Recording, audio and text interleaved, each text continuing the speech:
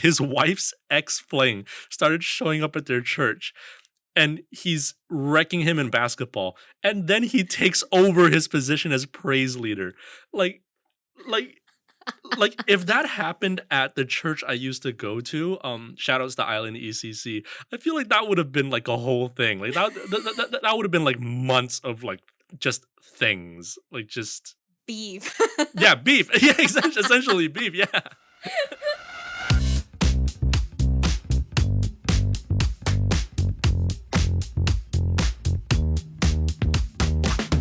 Welcome to Proudly Asian, a podcast series that tells bold and proud stories of Asians by Asians. I'm Isabel Wong, a financial journalist who wants to uncover the many Asian stories around us that are waiting to be told. There's never just one way to look at Asians. This podcast will take you through a deep dive into the life stories, struggles, and triumphs of young Asians around the world.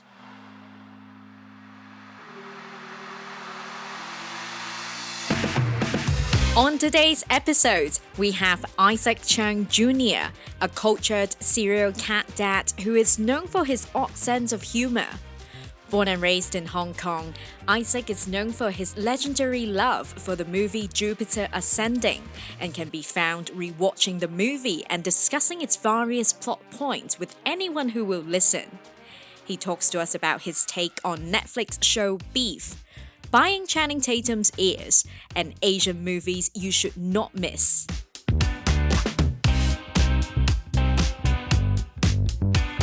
Welcome back to this episode of Proudly Asian. Now, for this episode, we are going to talk about Asian cinema and all things Asian entertainment. And I have basically put off talking about this topic for the longest time because of two reasons. One, I don't consider myself a film expert, except for the years that I spent studying media studies in high school where I had to analyze horror films frame by frame.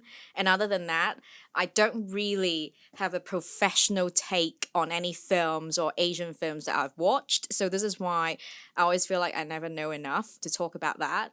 And the second reason is I also feel like I don't think I've seen enough Asian production to give a more like holistic analysis about this topic. But you know what? We decided to go ahead with it because this episode is not going to be a holistic analysis of the whole history of Asian cinema, entertainment. It's really just personal takes, personal sharings about the movies and shows that we have watched recently, what we like about them or what we don't like about them. So for this particular episode, I'm so glad that I have brought in one of my most cultured friends, Isaac. Welcome to Proudly Asian, Isaac. How are you? Thank you very much for having me. I'm really excited to be here. Like very, very honored to be one of your guests. Going back, I think we've been talking about having you on my podcast for, has it been a year? I think so. I think you had to get through all the serious guests before you threw your friend a bone. But like, I think I'm glad that we are finally arrived.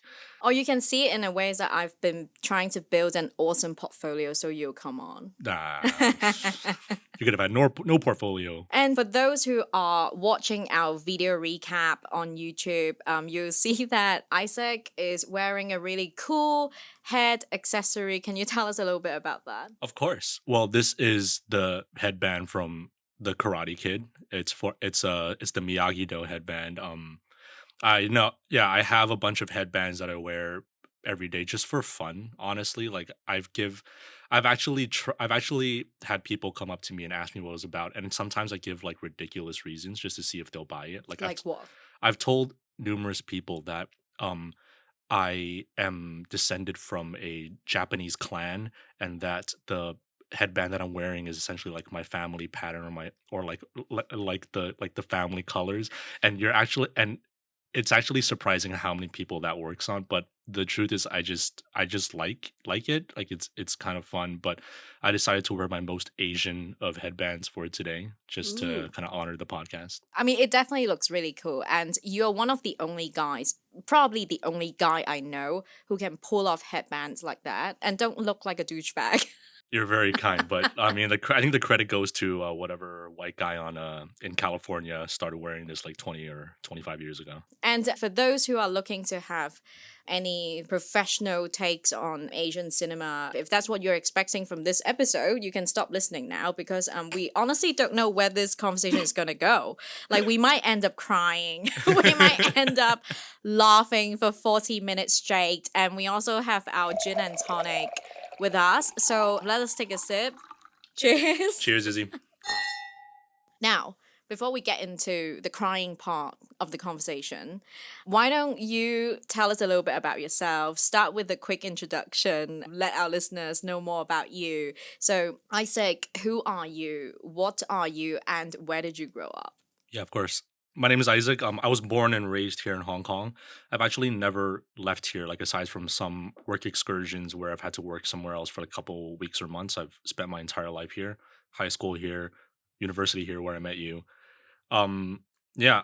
So I went to an international school. So I went to Hong Kong International School, and even from when I was a kid, like it was a very, I understood that it was a very unique experience because essentially I was going to school every day, getting a Western education, and even in a city like Hong Kong, where the influences of your culture, your past, your family is very strong all around you, I think it's very easy to kind of lose track of it or have it not play such a significant role in my life. But I have to give credit to my parents, like my mom and my dad, because they were always very, very firm on making sure that despite the fact that I was going to a international school, that I grew up understanding and respecting my roots.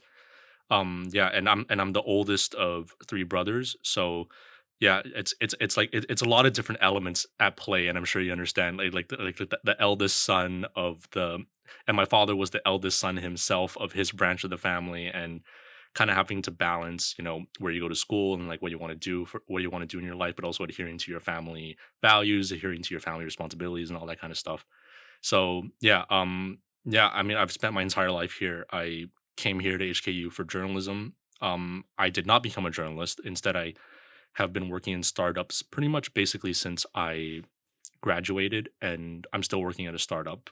But on occasion, I have been known to watch movies or TV, so I guess I can give some sort of opinion. I mean, like I said, you're my most cultured friend. You also do a bit of poetry as well, which is something like I'm like, who does that? But I mean, it takes a certain genius to do that. I mean, not everyone knows how to play with words, which is something that I have so much respect for. And just to tease you or embarrass you a little bit, actually, one of the earliest memories I have about you, I think it was right before some sort of interview or like meetings for debate society. And then I bumped into you at one of the cafes, and then we were both waiting for our turn for that meetup, right? And then what did I actually ask you? You asked me how did the interview go? Like, was it hard? And Yeah. then you actually responded with a straight face, saying that it's not hard. I do this all the time. And then I was like, whoa, like. You've told me that story before. I honestly don't know why I responded like that. I don't know if I was tired or if I just was just being a particular ass that day. But God, like I don't know why I said that. I really No. don't know why I said We all had those moments. We all we were young. And then eventually, I don't know what happens. Like, I mean, I actually thought that you were an ass for a little while until I don't know how something magical happened and we became good friends since. Or maybe it was your strategy. Like, you start off like a dick and then anything else will make you just a nicer person, right? that. Oh God, I cannot speak to that. But the other thing that I always tease you about is your. I don't even know how to describe it. You, of all people, are, can I say, obsessed of this really weird movie. Starts by Channing Tatum and also Mila Kunis, Jupiter Ascending. Yes. A movie that I started and couldn't make it past the first 20 minutes. And on one occasion that I realized you were a big fan of that. And ever since, that's all I tease you about. Can you tell us a little bit more about your obsession with Jupiter Ascending? Why? Just why? Yes, of course. So for everyone who is listening and then does not know what Jupiter Ascending is, which I'm assuming is a huge portion of you, it's a modern retelling of The Wizard of Oz. That's why Channing Tatum's a dog wolf hybrid, is because he's Toto and Mila Kunis is Dorothy. So it's a very, very, very expensively made sci-fi blockbuster. I forget which year exactly, but I want to say like 2014 or something, made by the Wachowski siblings. So they're the same people that did The Matrix and Speed Racer. A lot of huge cultural touchstones. And the reason why I love this movie is because, and it's one of my top five favorite movies, specifically for the reason that it is a sci-fi blockbuster released after decades of sci-fi blockbusters that makes the wrong decision at every single point of the movie.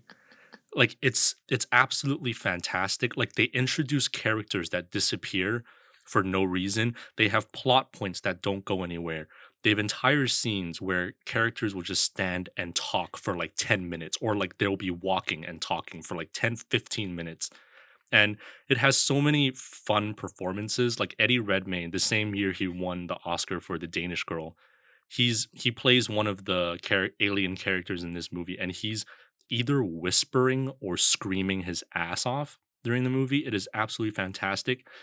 Um, Channing Tatum is a dog human hybrid who's a super soldier who protects Mila Kunis, and Mila Kunis is the exact genetic replica of the Queen of Space or something like that, even though she has no relation to her, because the Queen's an alien and Mila Kunis is a human. But because she has the exact DNA or same genetic structure, she is technically the heir to the entire empire.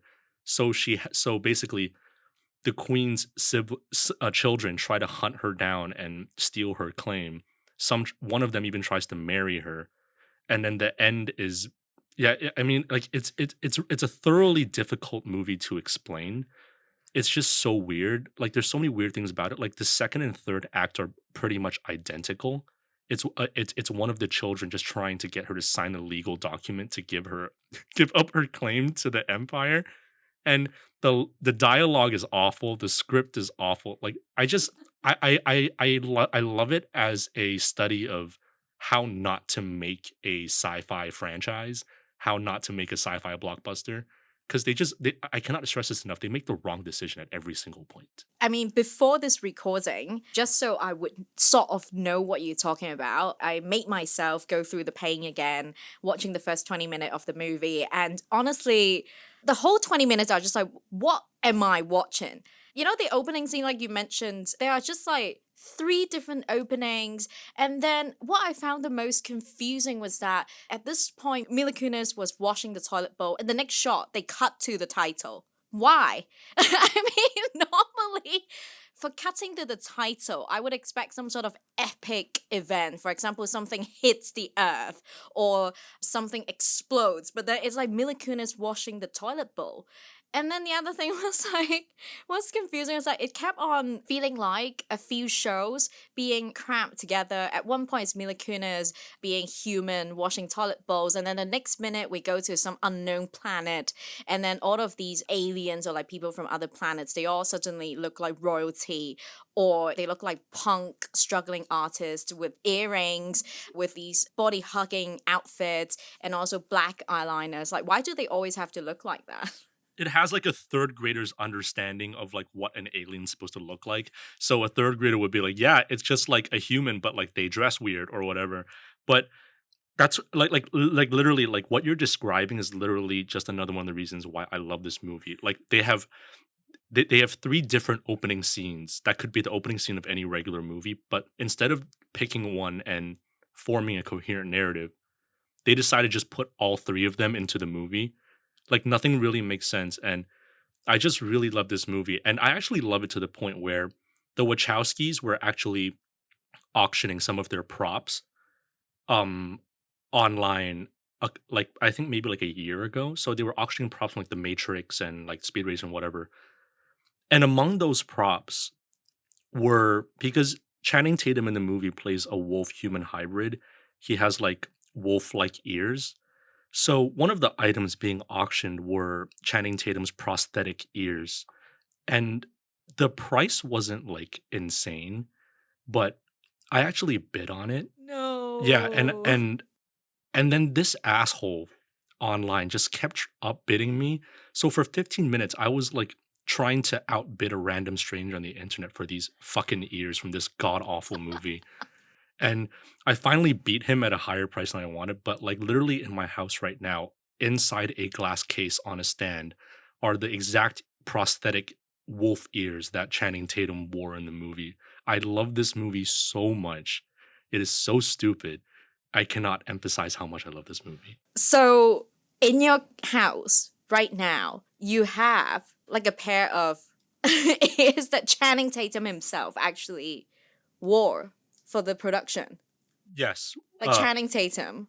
Yeah, 100%. Like I'm not even shitting you. I can show you a photo later. Yes, please. Yes. I need to go see them. I'm gonna invite myself to your house just to see them. You are you're very welcome to pay homage to Channing Tatum's ears anytime you want. Oh my god, it's real. Like we got the guy who can actually talk about Jupiter ascending. But from what you just mentioned to us, right?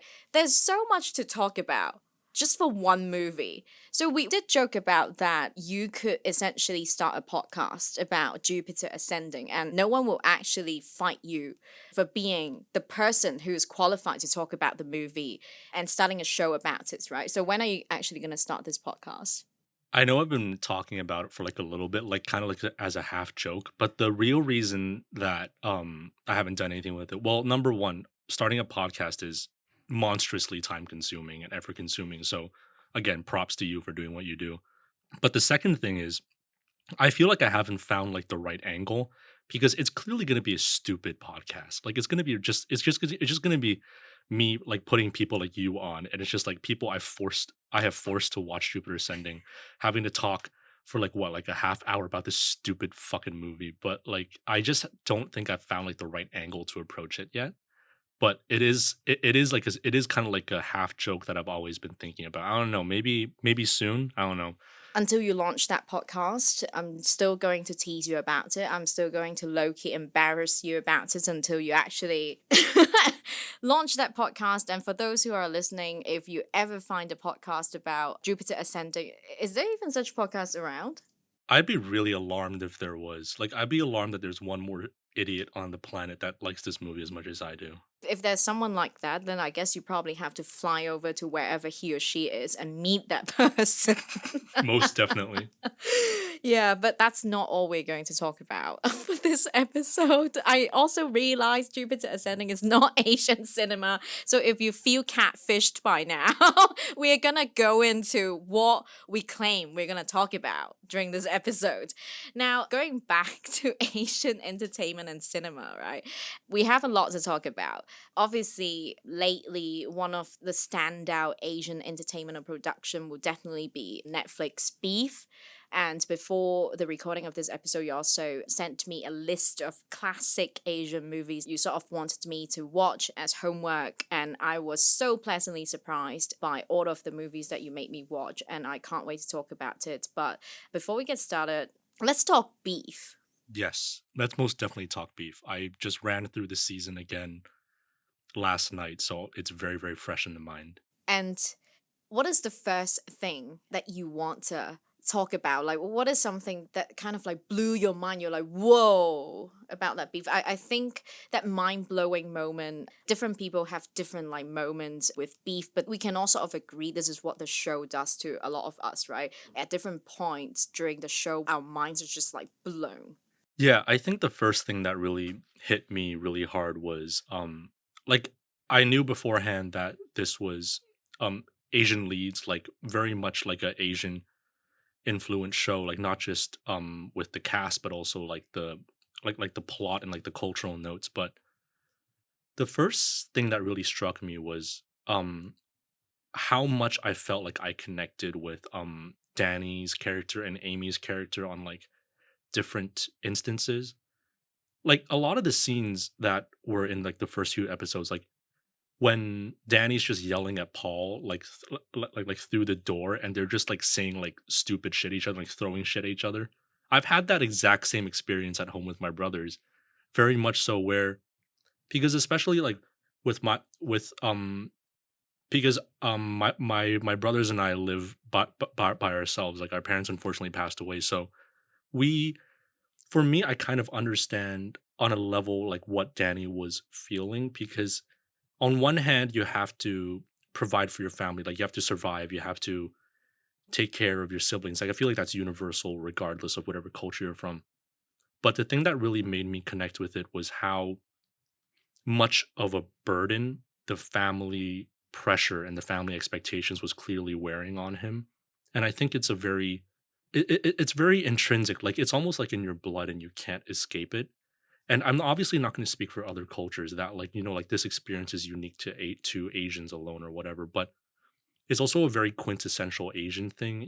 It's like even when he's talking to his parents, like he's like, I'm gonna get you a house, I'm gonna get you land. And like even then, like his dad's like, yeah, okay, okay, yeah, yeah, can we hang up? Like we have to go to work tomorrow. And like that's we've all had like measures of this conversation, I think, before in our life. Like it's kind of like that very grounded Asian realistic way of practical way of looking at the world. And I think this is a very interesting lens to examine it, because essentially with Amy and Danny, what you have are kind of like the Western, especially the American kind of exceptionalism and an individualism. It's like, like I'm gonna make it big in a land of opportunity. I'm going to make something of myself. But then contrasting that with like a lot of like the really old school Asian kind of ethos, especially if like Korean, like Chinese, like East Asian kind of background, like it's actually a very weird dichotomy. Like a lot of the principles and a lot of the philosophies from both sides of the coin don't really mesh together that well. And it's very interesting to see how different people, and in this case different characters, kind of like pick and choose which side they're on at any given moment. I think most of us would agree that one of the lines that's really striking is said by Danny, where he said, Western therapy doesn't work on Eastern minds.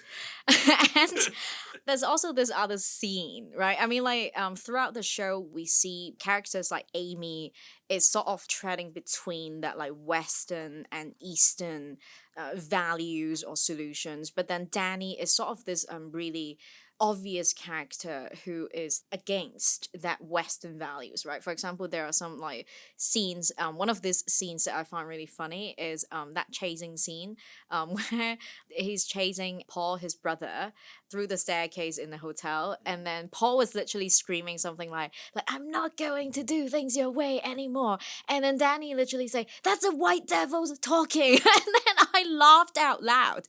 I mean, I think, and this kind of scene or this line would do a lot of different things to different people depending on where they grew up as well. Like, if it's a regular white audience, they might not even catch it.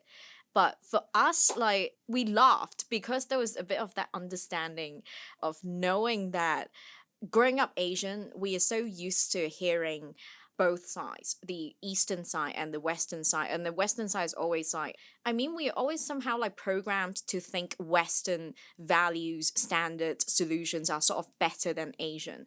This is not even something that's recent, right? We have been so programmed to think that way. But we all know that what really is better? If it doesn't work for us, why would it be better? Or for example, like you would hear examples like healthy eating. In the Western standards, they would tell us to stop eating rice, stop eating noodles. But then good luck telling an Asian person stop eating rice just to be healthy. So it's a lot in that one line. I don't know if you caught that. The thing is, like, I also find the setting of it being in Los Angeles very interesting, especially between the characters of Amy and Danny. Like Amy's, she's also a business owner, but like she's clearly having a lot more success than Danny is at that certain point in time. And especially for us here in Hong Kong, I think it provides a very not exact, but like a very similar lens, because the level of differences in social strata that exist in Los Angeles, shit, that exists here. And if anything, it's more amplified because it not only are like the differences in wealth possibly even more pronounced, but like you pack it into a very small area, like it's being rubbed in your face every single day. And like just the fact that like you said, like Danny is desperately trying to balance both sides of the coin at the same time, but but his culture and his family values, everything is so ingrained in his blood. Like even just like the off sentences he says, like even to Paul, it's like you need to stop like screwing around with this. You got to go like to church and find yourself a nice Korean woman. And like just stuff like that. Like that's not stuff that's very easily removable from your own identity, especially if you're kind of in a situation where he's like where you're the oldest son. Like that's very ingrained. I think that's why I related to him so much, because the frustration that he feels just having to deal with shit every single day, like whether that's externally or internally, like it doesn't matter what your family's setup is, you're always going to get shit. You're going to get shit from like 15 different directions, not to even mention the amount of shit you'll get from work, from life, from friends, from people you date, whatever. That kind of suppressed rage of having to not only be the good son, the good family member, but to have to be the good employee, yeah, the good member of society, and in his case, since they're in America, the good representation of the model minority. Like the amount, like I feel it on a certain level, but at least where we benefit from being here is that we are at least still in an Asian city. We're still in a city where Asians are the majority. For him, like I have had friends have similar experiences like that, and I just can't imagine how alienating or how isolating it can be. And of course, you're going to start feeling resentment. You're going to start feeling rage. And then it's just, I mean, I feel like that's the whole conflict within the entire movie. It's like, yeah, I know I'm supposed to do this, but I'm so fucking pissed. I'm so fucking pissed because that woman flipped me off in traffic, or she said she painted over my truck. And I think it's kind of interesting that in the whole movie, they're the two they're the two primary Asian characters, and they're really only comfortable exacting violence and anger towards each other. Like it's never to anyone else. Even when other characters, even if they're of different ethnicities, push them right to the edge. You can see it in their faces because Stephen Yun and Ali Wong do an absolutely phenomenal job in this series. Like they don't break and they try their best not to break. But then this is like their one release valve. And I guess I don't know if that means like that's the only kind of like socially acceptable or acceptable to them way to like express it. But I found that to be quite an interesting dichotomy. For Danny, Stephen Yeun's character, right? You can kind of coin him as the victim of all these that's happening around him. I mean, there are moments where he would say, I think during this scene where he attempts suicide, or in the very beginning of the show, he would always say, there's always something. There's always something bad happening around him. While I would say we aren't in the same kind of situation as Danny, the character, but then we all can sort of relate to that emotion, not just from being Asian, but just from being human, in the sense of when we experience a streak of bad luck, it's so easy for us to go into dark places. And I don't know why, seeing him playing out those emotions, it just really hit me. But then at the same time, like Amy, you could also say she's somehow a victim, but then she's also successful in that system. So she also goes through that pressure of like, she can't even openly say she's a victim because people will ask her, what are you talking about? You're successful. Like, you made it. You don't have the right to complain. So it's so interesting, like, even though they might be coming from two different worlds in terms of like social status and income level, we also see them both struggling kind of the same type of pain, the same type of depressive symptoms coming from the pressure of being the firstborn, having to lead by example, right? Like the reason why this series really hit home for me, like it wasn't just the fact that they're Asian leads. Like I'm not a toddler. Like I'm not just gonna like something because Asian people are starring in it. But like it's very much so like, you know, like this, like the stuff. There was a line that Paul said to Danny, which basically essentially boils down to like the reason that you're so miserable is because you pigeonhole yourself into all these arbitrary bullshit rules and customs and all that kind of shit. And like again, like that's pretty much almost word for word a conversation I've had exactly with my little brothers. It's like I've been in that situation where it feels like you have to work your ass off and it's still not enough just to keep yourself and keep your family or whatever it is afloat. But the truth of the matter is, it's very easy to fall into that kind of victim mindset, especially what I found in my life to be kind of like very Asian kind of like again like it's very practical, grounded kind of like world views where it's like like you find a good job, you make a salary, you do your part, you respect the family and all that kind of stuff. But it's very easy to feel like you just like whatever best you're doing just isn't enough. And the truth is like it's never enough. But the main thing is whether or not you allow it to trouble yourself, whether you allow it to make yourself bitter, whether you allow it to make yourself dissatisfied with the things that you have in life and have issues dealing with. And what I'm actually curious about is because I know that you're an eldest sibling as well. The thing that I definitely picked on most was just how you feel like whatever the best you're doing for your family, for yourself, for your siblings are just never enough. And I'm actually curious as to what like have you felt like that before and what you think about that? I have two little sisters. From their point of view, I think even since we were very young, I think they think of me as some sort of, it's embarrassing to say that, but they think of me as some sort of role model, as a saint. I can do no wrong. Everything I do would be perfect to them.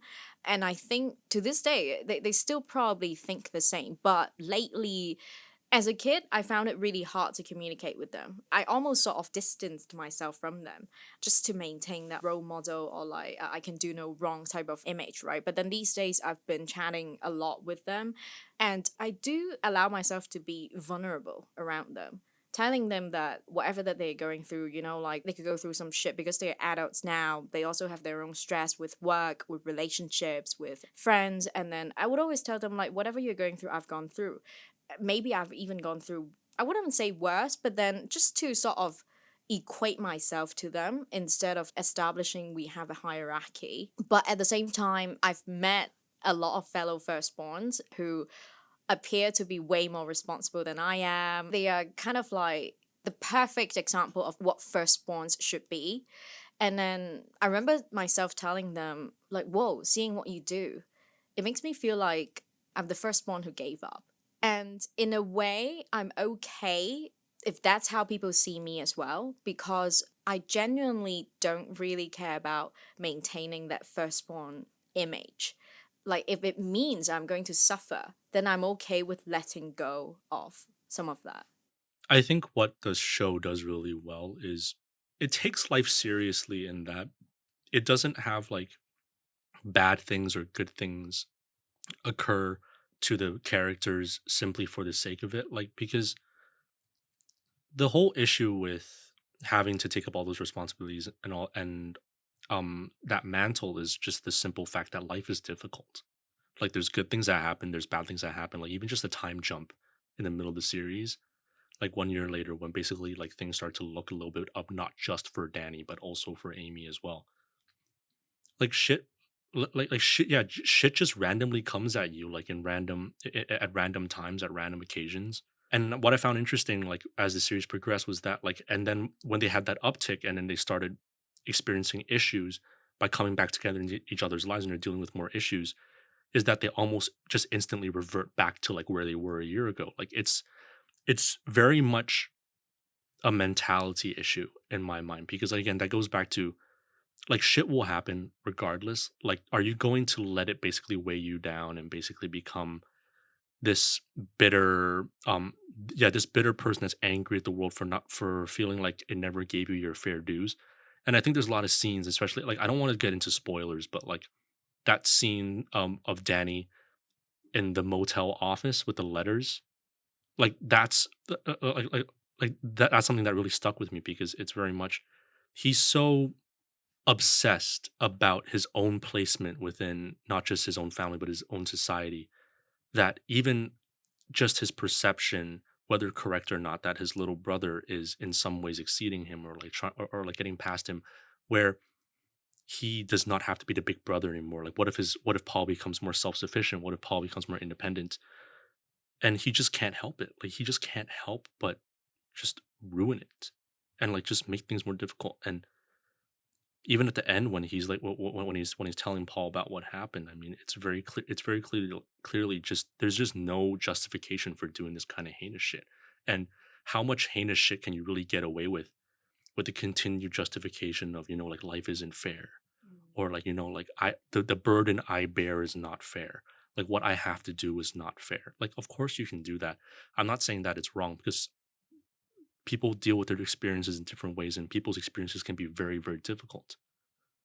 But this is just one of the many ways that it can manifest itself, and it's very, very ugly. I mean, and of course what happens in the show is very, very extreme and it's dramatized. I mean, but that mentality, like that, the back end of the series, that's what really struck with me, because a lot of the stuff that, especially like Danny and Amy internally, the way they're communicating with herself and dealing with people in their lives, that's something that I really, really relate to. It's a very difficult process, like, to resolve to reconcile your own cultural roots, your own family roots, your own societal roots, and then especially since they're American, and me being educated in an American school system, it's like, well, what about what I want? Like, what about the life I want to live? What about the things I want to do? Like, what if I don't want to be the big brother? Like, what if I don't want to be the good son? Like, what if I don't want to be all these things?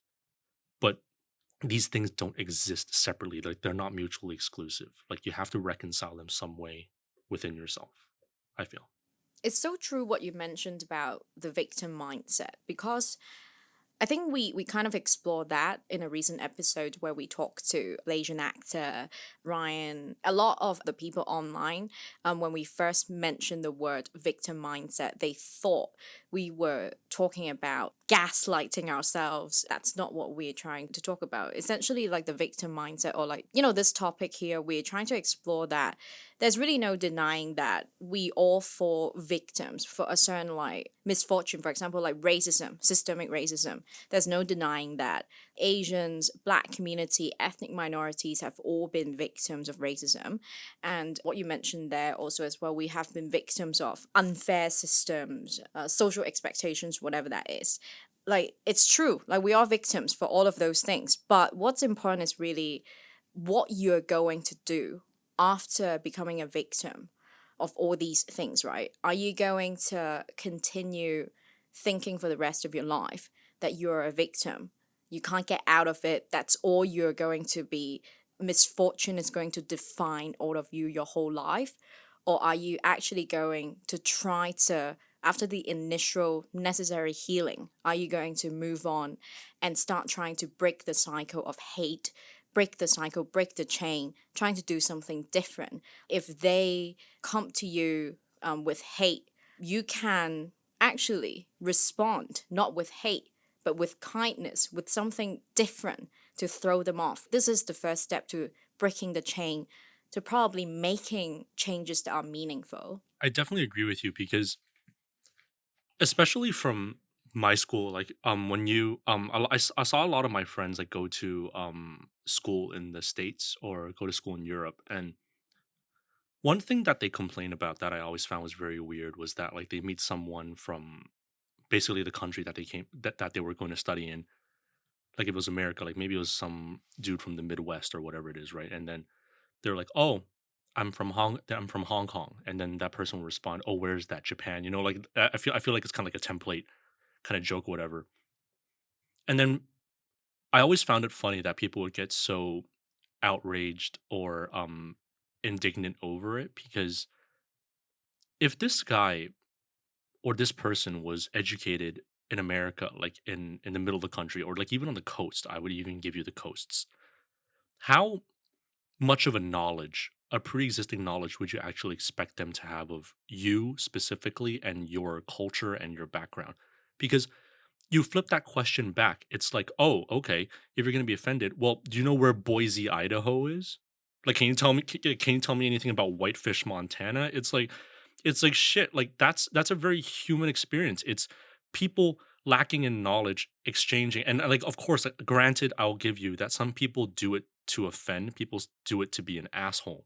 But it's like you said, it's if you like, you can take it a million different ways. You can take it as a joke and then joke back. You can take it as an opportunity to potentially educate someone that might actually want to be educated and actually have an interesting conversation. But if you start, I feel, but like this, and this isn't even just about the shit that you get being Asian or stuff or whatever you have to deal with. It's just whatever is happening in your life. Like if you're just constantly finding ways to kind of stack it up and just be like, like this didn't go well. This guy was an asshole or whatever, whatever. Like I just don't see the logic in that because you're not really growing, especially like from these external factors that you're letting determine how you deal with it internally, how you respond to it internally. Like it's just like, are you going to be pissed off every single time someone doesn't know where you're from or doesn't know about like your country of origin your whole entire life? Like, what the hell even is that? And also, a lot of people would think if I let that go, that person just gets off easily, and I'm making it easy for that person to be excused for the mistake he or she made. But you're doing this, you're letting it go, you're moving on for yourself, for your own mental health. Because maybe that person did not really mean any harm. You're not gonna let that tiny incident hold you prisoner emotionally, right? I mean, I have gone through that myself as well. Like, if someone was an ass to me, I would be like, if I forgive that person, if I let that go, then it means that I'm letting that person walk away from what he or she has done easily. But then now, do I really have to hold on to that anger? Because, like, essentially, you're prolonging that suffering. Like, the best revenge is really you just move on, live your best life, be a better person, don't really reciprocate what you received. But going back to beef, I'm curious, do you have a favorite scene? My favorite scene was probably when Stephen Yun's character Danny goes back to church for the first time and he breaks down during worship. Because to me, that's almost like just that's him uh, absolving himself of his demons that he has been steadily collecting his entire life. And you kind of see him throughout the series kind of early on in what's happening that he's not very Christian, he's not a very devout Christian. Like he espouses the values and he adheres to the tenets because it's very much a familial or it's a very much a cultural thing. But the second he's back in church, like whether or not that's because of the roots that his family's kind of laid in his life, like he just can't help it. Like he breaks down and he has a really cathartic experience. And you can see in like the later episodes, like he's getting more and more involved in church. Now you can question like what his motivations are, especially with what unfolds in the plot. But regardless of what he was hoping to gain out of it, like even just in the scenes that we see him in, he is to some extent sincerely participating in the church. And I also connect with that as well because my family's very, very Christian. Like one of my uncles quit being a barrister to become a pastor. Like my grandma constantly like the way she describes it as this is my tithe back to God that like I have donated my son back to like his service. Like that's how Christian my family is. And I'm not a Christian. I'm not really religious, but I've had that exact same experience, like not to the extent of that Stephen Yun has, but like I've been back at church just to visit, or like even when I was back in church a couple years ago when I was trying to reconnect with the faith, and just being back in that moment, like it's nostalgia, it's memories, it's your family, it's everything. Like it ties back into it, and for him to be back in that kind of comfortable space that he that like like he has issues, but he's kind of like a rock throughout the entire series and episodes we see so far. He breaks down there. I connect with that. Like I understand that. I understand just not even really understanding why, but like it's just, like your grandmother's been taking you to church since 3. You've had that neural pathway built since you were 3. Of course you're going to get emotional about it. It's funny you mentioned the church part being your favorite scene because one of my favorite scenes, it's also related to the church that Stephen Yeun's character goes to. But this one is less emotional. It's funny. It's that basketball match. Like Edwin, the character Edwin, which is that praise team leader, right? And then he's also the husband of Stephen Yeun's character's ex-girlfriend or ex-fling. The whole time, like he's been portrayed as this like very wholesome, can do no wrong type of character, like very loving. But then, like normally when you see these characters, you're just gonna like it's like hold on a second, what's wrong with this guy? And then that basketball scene is the beginning of showing us what's wrong with this guy, because essentially it was like he was gonna go for his shoot, and then he said like, for the Lord, he missed. And then what's the next one? Like, word of God. And then he also missed. And you know, he is supposed to be so wholesome. You know, character like him would not even swear, right? But then it was just so funny seeing him losing it at the basketball match, and then in the end he was starting to drop the F-bombs. So I don't know, I just found it really funny. And it feels like a lot of us, I think at some point we know a friend or two who goes to church, or we've been to churches ourselves, right? And then we kind of know a guy or two like him. It's funny you mentioned that because that scene actually reminded me of another Asian work, Kim's Convenience, because like the ties, like it's not just that it's Korean Christianity that's being like portrayed, but it's also Kim's Convenience also does another thing where like with Pastor Nina, they almost go out of their way to remind you that she's a human.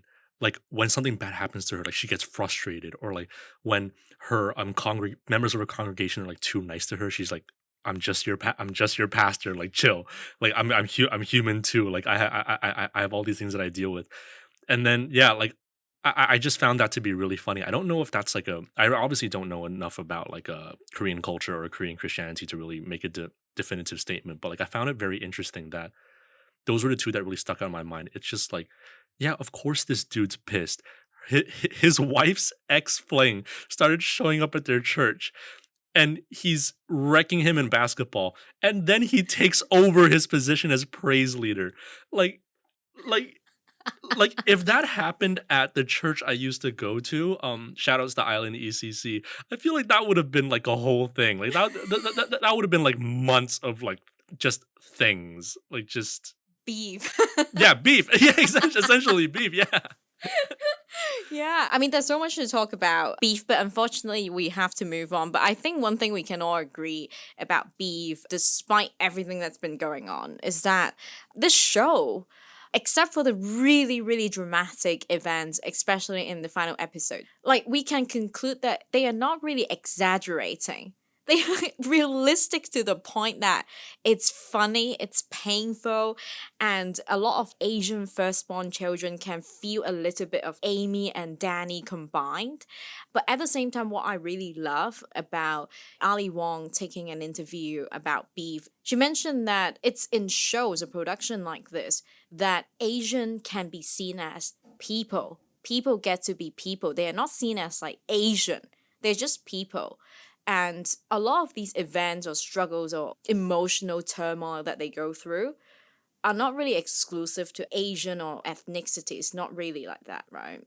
No, I completely agree with you. I think it's just the fact that it's a really, really well done show. Like A24 makes fantastic work, and even just this whole series, like it's it's very much a movie that it's a show that could have been a movie, but they released on Netflix this whole 10-parter, very Asian dominated, very dominated by Asian culture. This could have went a number of different ways, but I think it's the painstaking attention that they paid to not only making sure all the cultural beats were hitting in the right place, but yeah, they just really, it just felt like they really busted their ass to make a really, really good show. And it's a good show, like you said, like it's a good show regardless of whether or not you're Asian. You can draw different things from it. And actually, what I find really interesting about this show is, like you said, the dramatic parts are dramatic. What I find actually quite interesting is what parts people find funny, because what I've found so far, even just talking to some friends about it, is that people are taking very different takeaways from like especially the comedic parts, or what they view to be the comedic parts. And I think it really speaks to the specific kind of experience that you've had in your life. Oops, the conversation went way longer than we had expected, and we know the majority of you fall asleep after the 1 hour mark, so we are going to continue with the conversation in the next episode. If you want to find out what Asian cinema classics Isaac made me watch, which By the way, not your usual textbook classics, and why they are so mind-blowing. Plus, our regular Rapid Buys segment, which is going to be another hilarious one. Stay tuned for next week's episode. Meanwhile, don't forget to subscribe, like, follow us on social media. We're on Instagram at proudly.asian. We're also on YouTube if you want some video recaps. If you like this episode, give us a 5-star review, and if you have a minute to spare, write a 5-star review. It doesn't take long. But if you have nothing nice to say, then save that minute to yourself and make yourself a cup of tea.